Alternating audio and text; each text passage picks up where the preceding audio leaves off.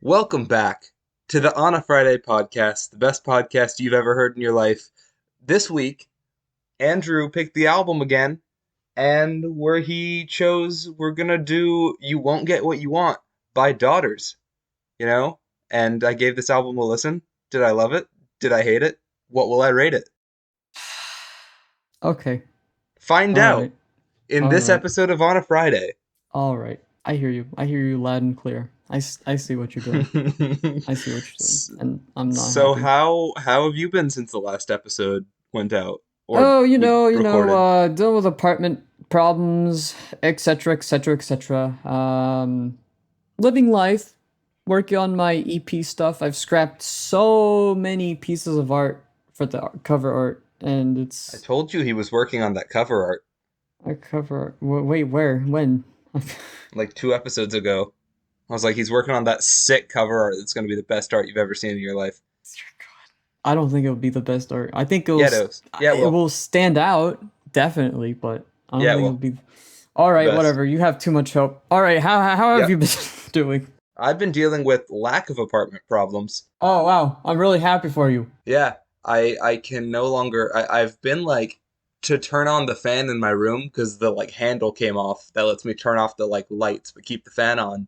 I've been unscrewing the light bulbs. Now one of them got like stuck in there, so I can't unscrew it without messing stuff up. So I can only have the fan on with the light on, and that's annoying. But it's fine. And I've been working, and I have like 2 jobs tomorrow, and that's gonna exhaust me. But I had one today, and I have one the day after tomorrow, and it's I'm gonna make money. Gonna make money, and classes start next week. So things are gonna change, but it's gonna happen. It's gonna happen. It's gonna be good. All right, News. yes, news. The Killers released Pressure Machine, a new album. Arctic Monkeys have reportedly recorded a new album. Gorillaz debuted 3 songs and brought in a bunch of musicians at a London show for NHS workers. Danny Brown's XXX turns 10 years old. That is all the news I have. Matt, how are you doing? That's a crap load of news right there. I have more. Great! Pour it on all these poor people. Elton John and Dua Lipa released a collaboration track called Cold Heart Panau Remix, and it's a remix of Sacrifice and has lyrics from Rocket Man as well. Those are both Elton songs if you're stupid. Stupid! Did you call our fan base stupid? What the Yeah, if fuck they is wrong don't with know you? Rocket Man. I don't even. What the fuck is a rocket man? You soon enough you're gonna be spewing out words about a tiny dancer or some shit. Candle in the Wind. Billy Idol released a new song called Bitter Taste, along with a video for it, and an announcement of a new EP, The Roadside, out September 17th. Ringo Starr also released a new song called Let's Change the World and announced an EP called Change the World, out September 24th. This will be his second EP released this year, following Zoom In from back in March. Frankly, I don't see why he couldn't just wait and combine the two to make a full album, but it's fine. EP this, EP that. Okay. Lizzo and Cardi B released a single called Rumors. Deep Purple released a live album called Live in London 2002. I wonder if you can guess where and when it was recorded. 2003. Yep. Yeah. No. Uh, And finally, Churches released a cover of The Killing Moon by Echo and the Bunnymen, exclusively on Amazon Music. So, fuck me, I guess. it turns out music exclusivity didn't die in the albums like in the past Yeah, decade. We still yeah. have it, I guess. Except now it moved to the digital storefronts, I guess. Someday it's gonna be like TV shows, how like if you want to watch a certain thing, you have to have a specific like streaming service, but it's gonna be that for music. And different artists are gonna be on different music streaming services, and it's gonna suck. All the albums are different designated like experiences with like similar track listings, except none of them have the fucking Oh, same they're thing. they're differently recorded versions. That'll be crazy. Oh, And that'll make the podcast very difficult. oh yeah, we're recording the Amazon Which version. version are we gonna review? Oh no. Uh, I don't think that's actually gonna happen. I'm I, mostly joking. I I mean, don't know. It happened. It happened. Was it last decade with like fucking Best Buy, Target, Walmart? yeah, I mean sometimes there'll be like exclusive CDs from certain stores, like Kiss's second to last album, Sonic Boom, which is my favorite from them, was it released exclusively at Walmart, and that album is still not available on streaming services, which is very annoying. And so I think there may still be stuff, well, probably not now. There probably will be less stuff like that, but I think mostly it's just going to be like one-off singles and, covers, remixes. I don't think any like big releases will be limited in terms of where they are. Oh fuck! That reminds me. I have another piece of news. Yeah? Torches 10 is announced, and to go along with that, Broken Jaw is released on Spotify, which was What is Torches 10? previously a music exclusive on a CD that was either from Best Buy, Walmart, or Target. What is Torches 10? Torches is the album, and it's the 10th anniversary, so that's why it's called Torches 10. Who is this album from? Oh, Foster the People. You never said that. How am I supposed to know that? I don't know. You look up the name of the album. It's How called is the Torches audience X. supposed to know that? Our audience can use their ears. Yeah, use your ears to figure out who sings an album that you've never heard before. You just hear the title of. It's just this is how this works. We are Andrew. definitely, yeah. Who is Daughters? Who's Daughters? Sorry, who are Daughters? Well, that answer you won't get what you want. Daughters is an American rock band that was formed in 2002, and they actually disbanded. Yes. I believe after their third album, which was titled, I think it was a self-title actually, I believe. And then they came back and recorded this lovely album that we're recovering today. Lovely. That's the word I'd use. That's definitely the word I'd use. If I had one word to describe this album, it's lovely. I think it is. Okay. But yes, this was released on October 26, 2018. It is their fourth album, their first one in 8 years. And it's... How would you describe it? Because I've heard it called noise rock. I've heard it called no wave, industrial rock. I've heard it called post-punk, frankly, but I feel like that's losing all meaning at this point. Losing all meaning? What are you talking about? Like, the last 4 albums you've picked, except for LCD Sound System, have been post-punk. I mean, if In you label. think about it, there's some elements of post-punk in LCD Sound System, but that's just me. You're right, it's all post-punk. Always has been. So, what would I label this album? Also not including Trout. I would say that, well, let me first back up everything and say that, I kind of made it very tongue-in-cheek because I kind of wanted it to be like a call and response from Happier Than Ever to what you won't get what you want. So that was the intention of this, but for me to go this great lengths of choosing an album, which this little callback would be to go to all this effort, has made me reconsider doing anything like this ever again. I don't know what you're trying to say. It is what it is, No, I don't, but alright. So, question. Yes. Convoluted answer, yes. So people only know this album because Anthony Fantano gave it a 10 out of 10, huh? I found it on my Spotify Weekly one day without knowing. But that's why most people know it. I suppose so. I've seen this album cover over and over again plenty of times, actually. And I didn't really care, because I thought, to me, I think I skimmed through it back when the album first came out, or whenever I saw that review fucking years ago or whatever. I didn't really care, because I didn't like most of what I heard at the time. So I didn't care. But a couple years later, I got on my Spotify Weekly, and I was like, this one song, which we will get to, it just was like, it just clicked, and I loved it. But yeah, most people know about it from Fantano for giving it a 10. Nice. So, what do you rate it? Oh, I'm not telling you that right now. You're supposed to segue. You're not segueing. We're segueing. Let's talk about the album now. Alright, let's talk about the city. Song. City Song, the first track. The drums sound like gunshots, which I guess is intentional. The song refers to some kind of calamity that happens in the city, but doesn't really ever specify what actually happened. I actually like the way that this entire song sounds. I like the way that it's arranged. And I know that, like, the first minute's probably the strangest thing ever, but I think it works as an opening. I mean, I feel like the whole thing is kind of the strangest thing ever. The song is the strangest thing ever? Well, I mean, not ever. That's an exaggeration. But, like, yeah. It gives the impression of chaos. And that was the intention. And just all sorts of shit going on in the city. I can't really make out the vocals behind the electronic instrumentation and drums, but I guess that's the point. What do you mean? He's going, I don't know. I don't really like it, but it gets its point across. And the end of it is just a bunch of noise, which again is the point. Chaos. And the a cappella spoken lines at the end just made me think of The Dust Blows Forward and The Dust Blows Back. I don't know if that's a good thing. I don't know. Based on the Eh, last episode, you said some really weird stuff about that, or questionable things, I would say. last episode? Yeah, you said you didn't like spoken word for the most part, so I don't know if this is No, a no, no. positive I or didn't. negative. I didn't. No, no, no. I didn't say that. I didn't say that. I just said it was. It's off-putting when it's on like a traditional music album. Oh, okay, never mind. Well I'm then, fuck, saying I'm that wrong. the delivery of it at the end of this song reminded me of The Dust Blows Forward and The Dust Blows Back, Mm. but this is less stupid. Okay, that's good to know. It's good to know. The second track, "Long Roads, No Turns." The third and final single.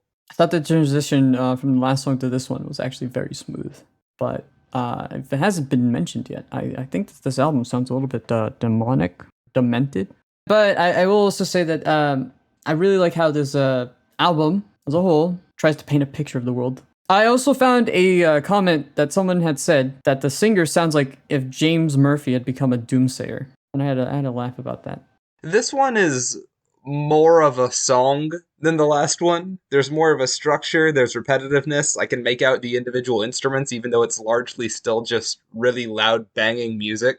I really like the bridge though. The first Please Your Heart to part. It changed it up in a good way, not just for the sake of doing something different. It's interesting how it never goes like fully screamo, which I've grown used to from listening to Poppy's new music. It's just really loud, screamed vocals, but they're at least more intelligible than in the last song.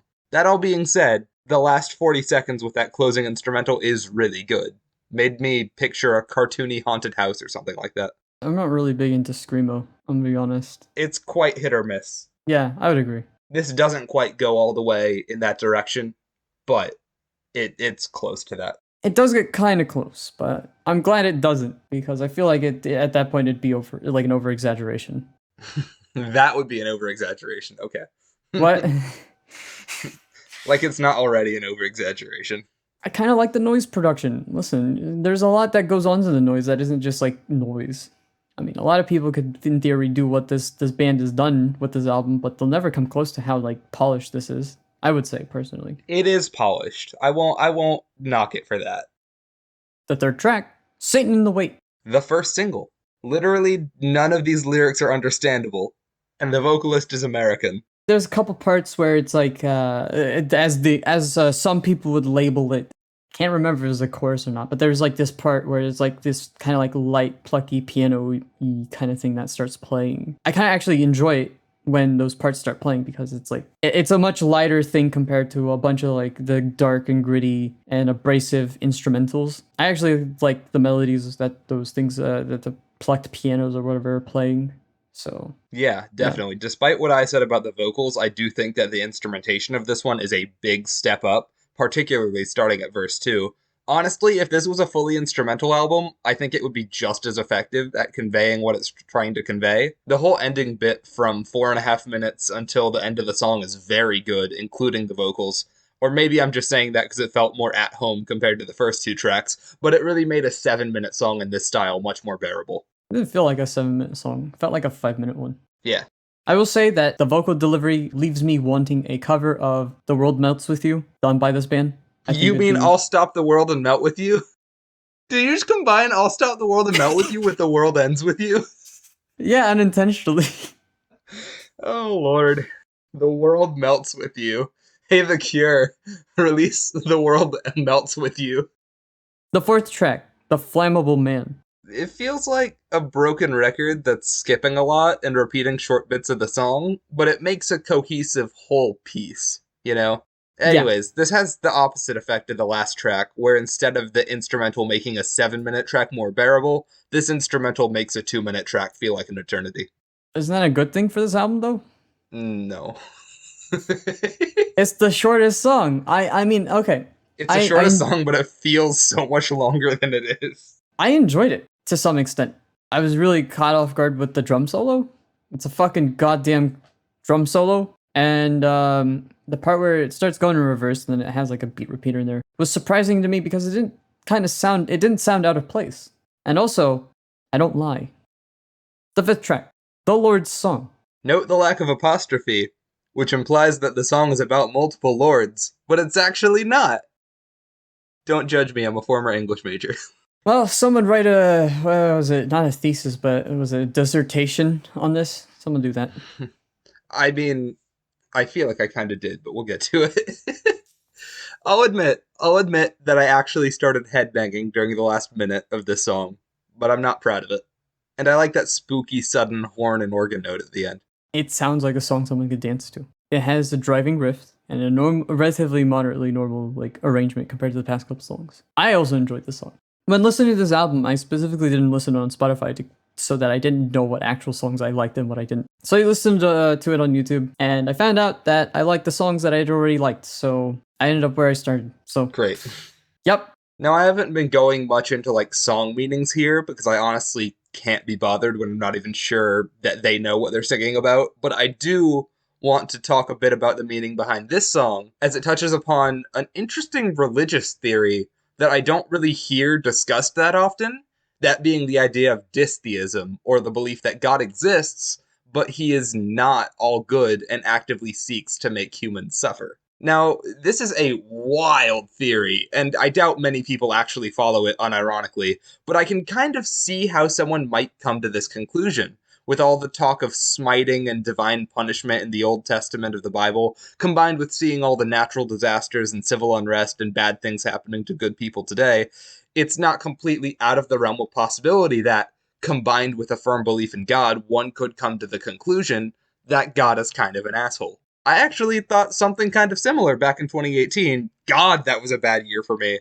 That God might not necessarily be all good. Not necessarily evil, but not all good. I have since abandoned that mindset, but I gained a unique perspective on people who think that way. So it was interesting to hear a song about an extreme version of that idea, especially with all the sneaky biblical references, like in the second verse referring to an ark. Welcome to On a Friday with Sermons with Matt. Dissertations. The sixth track, Less Sex. When this album started, I did not think I would thoroughly enjoy anything on it. I thoroughly enjoyed this song. It reminded me of Depeche Mode a bit. Is that a good or a bad thing? I don't know. Do you have a personal Jesus? Is that a good or a bad thing for you? Do you like the song? No, not really. I mean, listen, don't get me wrong. I like a bit of Depeche Mode. I meant less sex, not Depeche Oh, Mode. no. Did I like the song? Not really. But I will say that the music video reminded me of like what a Cigarettes After Sex album cover would look like. I didn't really like most of the song, but it offers a change of pace for the album. It wasn't until the end of the song where it kind of clicked for me, but not enough so to actually like the amount of time that it took to get there. I could not disagree with you more. The lyrics are extremely simple and repetitive about being addicted to something. Like the source of the chaos in City Song, they don't actually tell us what he's addicted to, which is interesting because it makes it more easily applicable to any given listener's situation, which I guess could be a good perspective on the first track as well.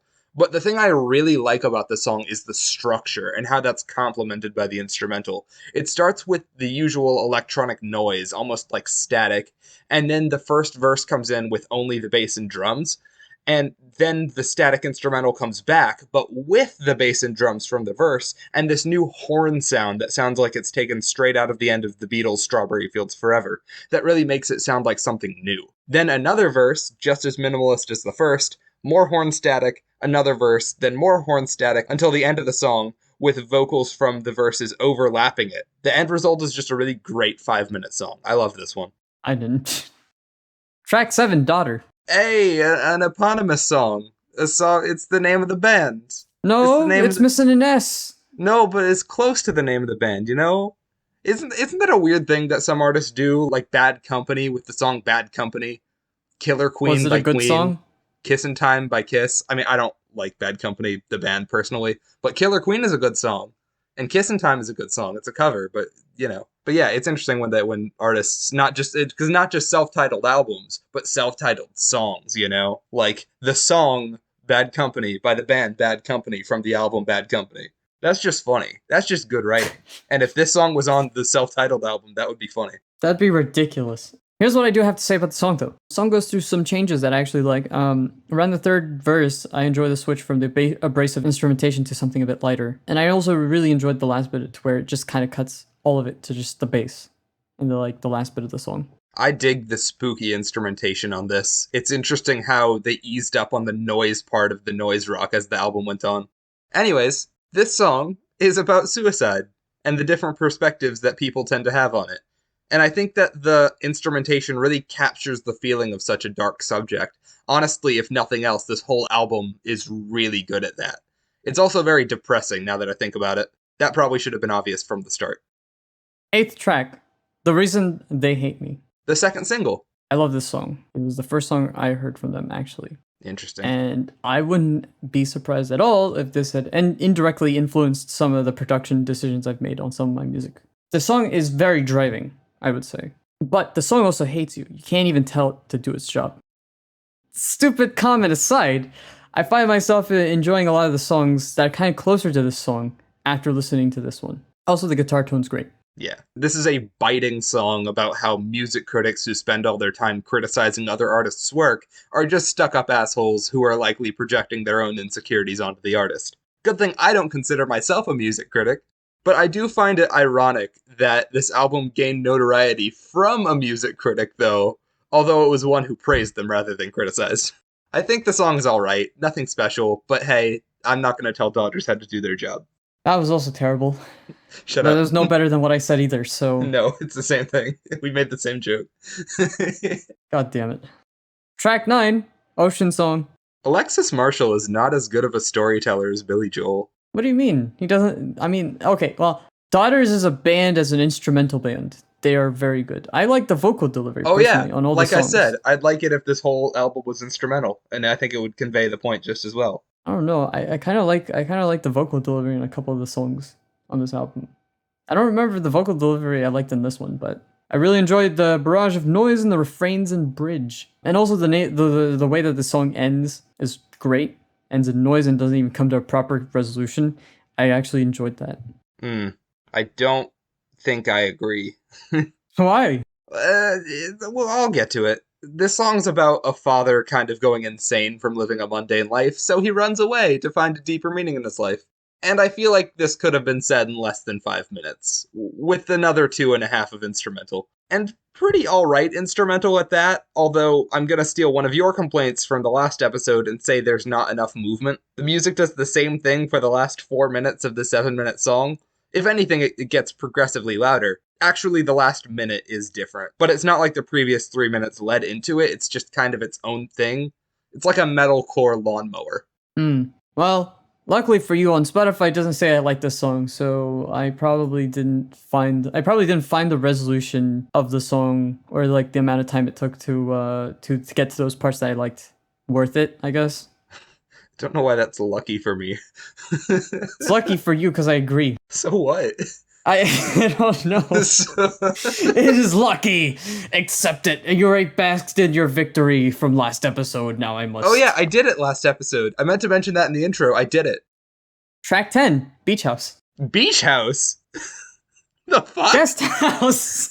Beach House. What just happened? Do you have a stroke? I was not paying attention to what I was writing down. I was like, oh, this song must be Beach House. And then I remember... The song is called Guest House. I remember Beach House is a fucking band. You say it's God. a band. Hold on, I just had Beach a great House is idea. a band. I just had a great, completely unrelated idea. I don't know what the band Beach House is, but like beach house music. That right? sounds... Okay, listen. Like house music combined with like Beach Boys like surfing that style. Sounds terrible. It sounds really funny. It sounds I don't know how terrible. it would work, but that sounds really funny. You know what I think of that? And I it's think called of like Beach that. House. I think It's of that fun. one. I think of that one video where it's like the Beach Boys are not actually singing, and it's just like somebody's going, and then there's like the I Get Around video with only the sound. Yeah, and I think with of only that, the sound and I think effects. and That's you know so what? funny. That's such a funny video. You know what I think? I think someone's in the background with is a construction work or something. They're working on the house. There you go. There you fucking go. There's your beach house. Beach House. But that's a good pun too. Like imagine a like super electronic Jimmy Buffett song. I don't know who the fuck Jimmy Buffett is. What do you mean you don't know who Jimmy Buffett is? Who the fuck is Jimmy Buffett? Margaritaville? Cheeseburger in Paradise? What the fuck are these names? Hold on. Are you being serious? I'm sorry, I only know Warren Buffett. No, hold on. Literally, have you ever gone to the beach? No, fuck no. What? Never in your life? Okay. No. You I'm a still have to know suburban Jimmy Buffett. person. You still have to know Jimmy Buffett. Like, I and don't know who the fuck Jimmy Buffett is. all I tropical music is Jimmy Buffett. I think yeah, you know what? I think of going to like fucking Hawaii and I think of that kind of music instead. I don't know Yes, who the yes, it's fuck that. it's that. He's the best at that. That's How do you hold on? I literally have to play you some Jimmy Buffett songs after I'm this. gonna die if you fucking make me You will listen to the know one of entire them. album. I'm I'm picking just you know gonna what? like Actually, I had a plan for what next week's album was gonna be. I changed my mind. I'm picking a Jimmy Buffett oh album. god, I'm gonna do what this No. album's you know what? I'm gonna do what this Look, album you says have and to you know who won't Jimmy Buffett is. There's no way you don't know who Jimmy Buffett is. by the end of it, I'm gonna hate every second of it. I can feel it. There is no way you don't know. You have never heard a Jimmy Buffett Have you song. ever This is not possible. you know the Doors? I know the Doors. Or Knocking can I and just knocking and pretend? Or knocking can I and just pretend knocking. I don't know the Doors? So you'll This pick a song Doors album. features brass instruments for once. Yeah, let's talk about Guest House. I'm sorry, I totally derailed that whole conversation. Knocking and knocking and knocking. The song features brass instruments. I enjoyed this album closer a lot. Song's ending was great. Also, the music video is worth watching. Oh, good. I was afraid that the album might end with the song like the last half, with actual good instrumentation and understandable lyrics, but I'm glad they instead opted for something like the first few tracks, where nothing makes sense and I wish I was listening to something else. Wow. Someone write a dissertation on how bad Matt's opinion is. Give My it back to opinion's me in bad, I'm like sorry. I'm sorry, Anthony Blantano. The song still conveys desperation with the repeated let me in combined with the instrumentation, really making it feel like an absolute disaster that he can't get into the place he's trying to get into. And the last minute of the instrumental is really good, an oddly chill way to end the album. what's the word chill?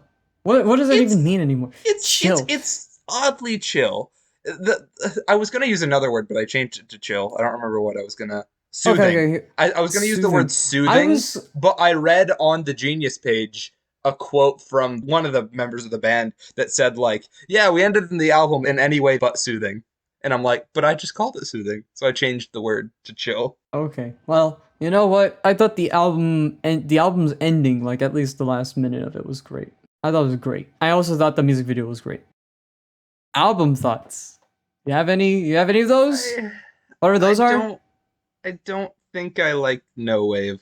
I wouldn't call this no wave. Mm, Even though this is everyone the else no would. wave was the first thing I thought of when I actually like thought of describing this album. I don't think I like no wave. I definitely don't think I like noise rock. There's probably better industrial rock that I would enjoy more. Oh yeah, you know what? We get into Nine Inch Nails and boom, self-fulfilling prophecy. No, I dig some Nine Inch Nails in moderation, but In yeah, moderation, why? in moderation. Why in moderation? I couldn't spend like a whole day listening to Nine Inch Nails. Well, you can't listen to Head Like a Hole for like 10 hours straight. No, I can't either. It's okay. My head would fit in a hole probably after that though. but I will say that I was surprised at how many elements of these songs, particularly in the second half of the album, stuck out to me. That first half, though, ooh, it's certainly loud, but I wouldn't go as far as to say any of it is cacophonous, not like Trout Mask Replica. These songs also may not have been made to sound good, necessarily, but they were made to convey a feeling, and that they do. I totally got what every song was going for, and I think I still would have if it were a fully instrumental album. And that isn't to say that the vocals in any way detract from the quality of these songs. In some cases, they actually improve them, but not always. Anyways, my biggest takeaway from this album was less sex. That's a phenomenal song. Made listening to the whole album worth it for me. The world is open wide. What is it with you I don't know. and that song today? I've been repeating because I think the vocal delivery, the way that he would deliver, would be fucking hilarious. I don't know. I don't know. I just thought it would be funny. You know, so I'm still working on that thing. Let's start counting like the requested Andrew's requested covers of songs. We need a Weezer cover of Happier Than Ever, and we need Pinkerton's Weezer cover of Happier Than Ever, and a Daughters cover of I'll Stop the World and Melt With You by The Cure. What was the other band? I was gonna say the other band. There was another. I feel like there was another one. No. Mentioned. Like I was like I Melt With You, but it was made by like who made it? Fuck. The Cure? I Melt With You is made by somebody else, isn't it? No, that's The Cure. No, it isn't. It's modern Am I English. stupid? It's modern English. Oh, I am stupid. I've said The Cure like 3 times in this episode. I'm gonna get the shit beaten out It's of me by Friday I'm Robert in Love Smith. With You that I think that... Friday, I'm in love. That's what I was thinking of. I'm so sorry. Okay, I forgive you for not knowing who Jimmy Buffett is because I just mixed up The Cure with Confidently modern incorrect for English. the entire episode. Good luck editing that in post. God. Alright. What did you think of the album? What did I... Oh, I was gonna go right into the fucking... I was going to go right into the song recommendations. What You did I didn't think say about what you the thought album? of the album. Even though I didn't like all the songs on this album, I still thought it felt refreshing to me and it had enough change in all the songs to keep me interested.